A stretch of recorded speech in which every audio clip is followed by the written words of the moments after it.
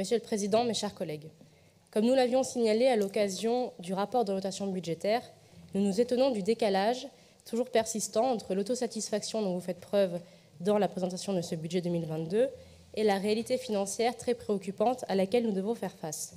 Oui, notre situation financière s'est aggravée avec la crise sanitaire, mais l'état alarmant de notre dette ne date pas d'hier.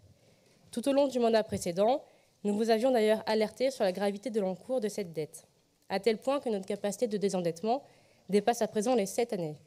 Mais cela ne semble pas être une préoccupation pour vous, vu le nouvel emprunt record de 654 millions d'euros cette année, soit 11% de plus que les 589 millions d'euros de 2021, qui constituaient déjà un record pour la région. Les socialistes au pouvoir, c'est l'endettement massif et perpétuel. Et vos promesses de rétablir progressivement nos ratios financiers sont irrecevables. Pourquoi seriez-vous capable de faire aujourd'hui ce que vous avez été incapable de faire hier? Bien entendu, vous justifiez cet emprunt par la nécessité d'investir massivement et vous nous vantez un nouveau record d'investissement d'environ 20% supérieur à celui d'avant la crise. Mais investir au détriment de notre équilibre financier, à crédit, c'est sacrifier l'avenir à vos intérêts politiques. Il faudrait plutôt maîtriser nos dépenses et baisser significativement certaines dépenses de fonctionnement, ce que vous avez été incapable de faire depuis 2015. D'autant que, vu la bonne dynamique de notre TVA qui améliore nos recettes budgétaires, le contexte est tout indiqué pour faire enfin des économies de bon sens. Économies dont je vais essayer de vous donner quelques pistes. Les dépenses liées à l'administration générale de la région passent de 475 millions d'euros à 491 millions d'euros dans ce budget 2022. Mais où sont donc passées les économies d'échelle promises lors de la fusion des régions en 2015 ? Vos amis socialistes nous auraient donc menti pour justifier l'aberrante nouvelle carte des régions, quitte à engendrer des surcoûts considérables, comme l'a montré le rapport de la Chambre régionale des comptes sur le sujet. Sur la coopération européenne et internationale, vous prévoyez de dédier un budget de plus de 4 millions d'euros, plus de 4,4 millions d'euros cette année, soit une augmentation de près de 15%, alors que les néo-aquitains voient leur pouvoir d'achat diminuer chaque jour de plus en plus. À la priorité nationale, principe de bon sens, d'autant plus quand nous sommes en temps de crise, vous préférez donc la solidarité avec le monde entier. À l'image des 30 000 euros accordés récemment en commission permanente à des artistes afghans, alors que le budget 2022 dédié à la rénovation de notre patrimoine néo-aquitain est en diminution, ou encore des centaines de milliers d'euros que vous distribuez chaque année pour le développement de l'agriculture dans la région Itache à Madagascar, alors même que nos agriculteurs ont de graves difficultés financières.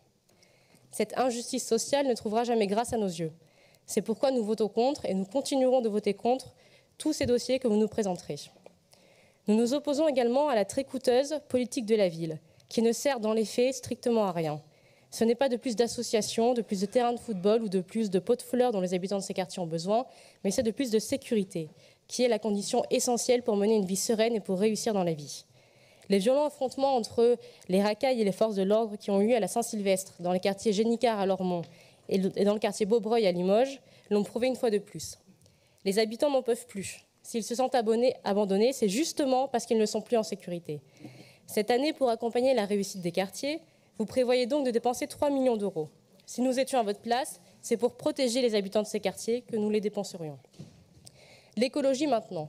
Comme dans toutes vos délibérations, vous utilisez un vocabulaire catastrophiste que nous trouvons largement exagéré. Tout comme le gaspillage d'argent public dont vous vous rendez coupable à travers les trop nombreuses subventions à des associations, festivals et autres structures politisées qui servent surtout à faire de la propagande écolo. Entre vos multiples et coûteux programmes dits d'éducation à l'environnement, votre volonté de nous sensibiliser davantage aux enjeux d'écobiose et d'acclimatéra, de la formation des lycéens à l'environnement via le dispositif Sciences Grandeur Nature, la rééducation écolo nous coûte cher et s'apparente parfois à du bourrage de crâne envers notre jeunesse. Ces lignes budgétaires devraient plutôt être réorientées, selon nous, intégralement vers de réelles priorités écologiques, comme le développement de l'hydrogène ou le développement de la filière de la géothermie, qui sont des véritables filières d'avenir.